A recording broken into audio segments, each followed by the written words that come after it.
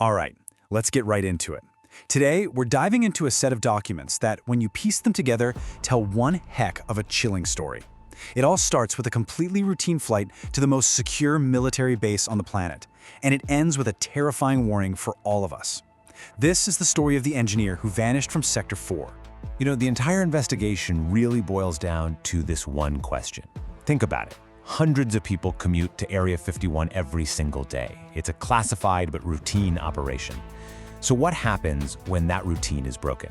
When the security of the world's most secret base is breached from the inside, and an engineer just disappears, only to show up again with a story that completely changes why the base might even exist in the first place. Okay, let's unpack this. To really get how strange this whole thing is, we have to start with what's normal. We need to look at the day-to-day, almost boring logistics of getting to a place that is, well, anything but normal.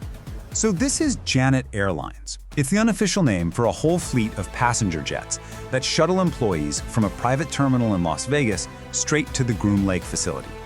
For the engineer in this file, we're just going to call him Vance. This was just another Monday, another commute, another day at what has to be the world's weirdest office. But back in the winter of 1998, the official record just stops. The logs show Vance got there, went to his workstation deep underground in a place called Sector 4. A few hours later, a security alert goes off and the entire sector is sealed. For 3 full days, 72 hours, nothing. Complete radio silence. When a tactical team finally blows open the blast doors, they find an empty lab. Vance had just vanished. So where could he possibly have gone? I mean, this is one of the most secure facilities on Earth. According to the data in these files, the answer isn't about what's flying up in the sky over Area 51. It's about what's being dug out, deep in the earth, right under their feet. And this is where things get really interesting. The whole premise of these documents is that there's this massive, secret engineering project going on. The argument is that for decades, the real construction at the base hasn't been new hangars on the surface, it's been a subterranean complex, practically a city, stretching for miles down into solid bedrock. So the obvious question is, how in the world do you dig out millions of tons of rock without anyone noticing? No lines of dump trucks, no massive piles of dirt. Well, the file points to a terrifyingly smart solution: heap leaching. This is a real-world mining technique. You don't use trucks. You use powerful chemicals to basically dissolve the earth from the inside out, and then you just wash it away. No one's the wiser. And this is the part that gives me chills. This brings us right back to that incident report from Vance's empty lab. The only weird things the forensic team found, the only things logged, were trace amounts of mercury and cyanide, the exact chemical fingerprints of a heap leaching operation. So, get this, the evidence for the secret digging was found right at the scene of the disappearance. The file on the disappearance basically ends right there.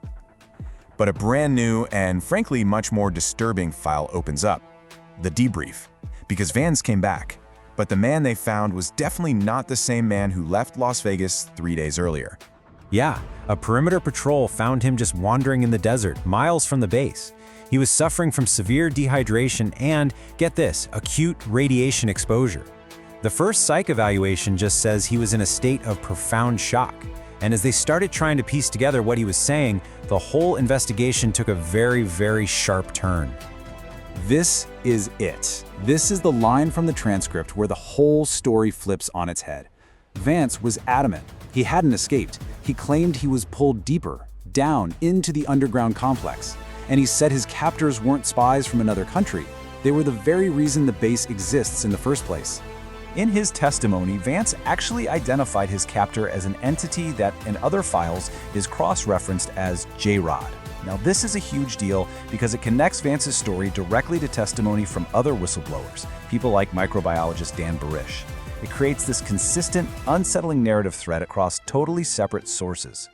And that brings us to the final part of the file, and probably the most important. What Vance told them in his debriefing wasn't the story of an abduction. He was delivering a message, a warning about us. So who are these entities? The big twist in these documents isn't about space, it's about time. They're not from another world. The claim is, they're from another time. They're human, or at least they used to be. This is what's known in the lore as the future human hypothesis, a theory that's laid out in scary detail in the Burisch files. It suggests that these beings are actually a divergent human species from thousands of years in our future. They're time traveling back to now, to this critical point in our history, because something terrible happened, a cataclysm that destroyed the Earth's surface. And this just lays out the warning Vance supposedly brought back. Step 1. A global disaster is coming and it's unavoidable. Step 2. All that massive underground construction at S4 and other places, it's not for developing weapons. It's a network of underground arcs to ensure the survival of, well, somebody. And Step 3. Over thousands of years living underground, our own species will change. It will mutate into the very beings we now call aliens. So the real takeaway, the thing you have to understand when you analyze all this data together is this.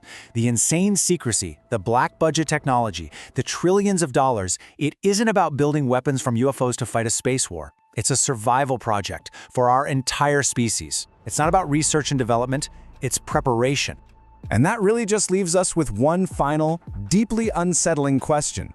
If all the work being done out there in the desert isn't about protecting us from some threat out there, but about saving a piece of humanity from a disaster we create ourselves, well, that reframes everything, doesn't it? Are we all looking up at the stars for visitors, when maybe we should be looking at a terrifying reflection of our own future?